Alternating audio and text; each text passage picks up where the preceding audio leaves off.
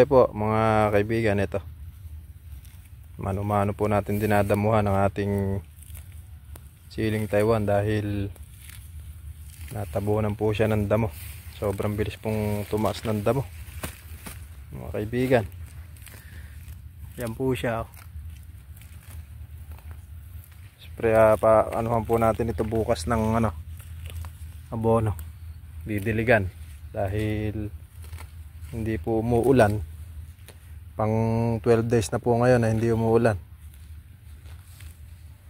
Sa isang banda po maganda rin yung natabunan siya ng damo dahil hindi siya masyado naginda ng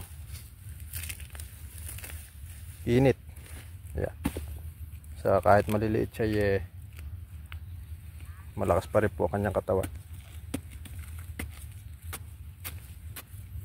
Bukas po didiligin po natin ito ng abono para po mabilis ang kanyang paglaki. Yan. Ayan, bilis po ng pagano ng damo. Hanapin pa po natin yan pagka yan dinamuhan.